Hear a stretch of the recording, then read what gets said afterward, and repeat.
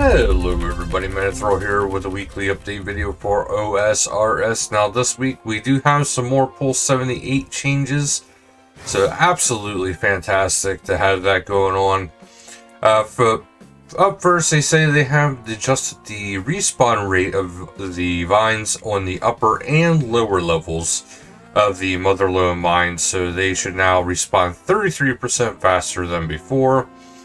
Added more veins to the southern area of the mine, make it more evenly and fleshed out. Added a level 54 shortcut between the bank and the southern part of the mine. And while they are on the subject of mining, they also renamed mining nodes throughout the game to indicate which ore they contain. So no more spending time, right-clicking, identifying, basically getting rid of the little bit of the tediness of what is there. Group Iron Man fixes, so there is a group Iron Man storage will now be locked 10 minutes before a game update reboot. So this is to minimize the chance that transactions and prematurely canceled and items lost. So if you see a game update coming, this is one of the reasons why they say this. Is, it's basically like, hey, come on, log out so we can update the game. The Iron Man tutor will now pay attention if you previously indicated you never wanted to downgrade while informing you about Iron Mode. He's also got more information to share about unroofed group Ironman. Group sizes for the ranked group Ironman now correctly reflect the largest group players have been a part of. A few Group Ironman player combat achievements were erroneously being counted towards the total number in the interface. This was purely a visual bug that has been fixed. There is some wilderness and PvP related changes as well. So after considering player feedback, they made a environmental change to the area outside of Venatus' lair to prevent abuse of a single way combat zone. So, the entrance to the lair now faces west instead of south, and they added trees immediately behind the entrance to prevent ranged and magic attacks from single way combat area. Wilderness monsters on the permanent Deadman world now have the chance to drop the Imbue Scroll along with their other loot, providing an alternative means to imbue items on this world. The chance is higher for higher level monsters, so keep that in mind. Target worlds no longer have misleading messages about the non-existence of PJ timers. And don't forget, the 12th annual Golden Gnome Award is coming up. The submission part is now closed. Well, and also the voting is closed.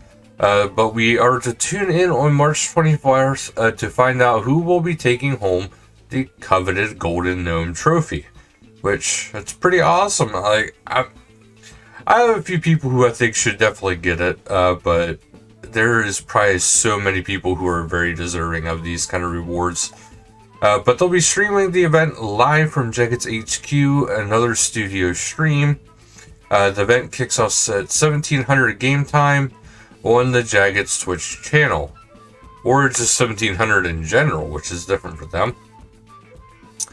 Other changes include the birthday event has now been removed, so thanks to everyone who participated. Time to start planning the 11th birthday event. A new option has been added to the control section of the settings menu, which allows you to toggle whether the trade option is shown on all other players.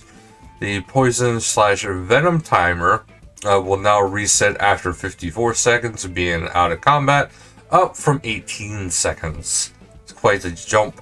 This should help Poison Dynamite to function until a more definitive fix is implemented.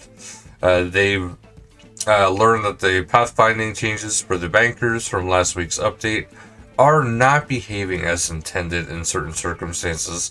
So consequently, they are reverting the changes they made until this is reviewed, this feature, and ensured it works as planned. So it'll be coming back, but actually better.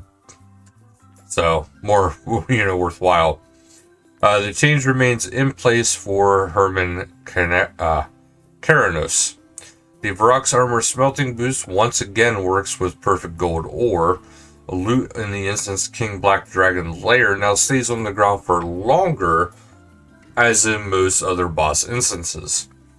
Fix a typo in the ecumenical key, examine text. Removed extraneous quote marks that appear in the prayer's mouse over text. You now get full experience from cutting teaks and mahogany trees on etc. Chat messages from the player moderator or a Jagex moderator can now be right-clicked to learn more information about what the crown means, including a link to the webpage which explains in greater detail. And we have another one here for Crack the Clue, which says Wooks is back with another of a couple of helpful hints. Hence, the first hint is for the clue obtained outside the Lumbridge Castle. The second hint is the clue obtained inside the Stronghold of Security. So here we go. Invisible to some, but obstructive to others, you might not see the same thing as your brothers. The ending of one marks the beginning of the next. Together they will transform into some hidden text. A wall of numbers sounds like a lot. It may seem like it's enough, but it's not. This is one part, and there are 3 more. To fully complete, you will need all 4. So there is more to come. And PvP Rota is going to period B, which is 560 UK PvP, 579 US high risk PvP, 561 UK free to play PvP, 580 US LMS competitive, and 390 AUS LMS competitive is deactivated for this Rota, and the PvP arena is using the max/med for the ranked duels and tournaments this week. So that's actually it for this week, guys. Keep in mind, there's a lot of cool stuff coming for OSRS as well as RS3. And that's just even soon. So thank you guys so much for watching, and until next time, later, guys.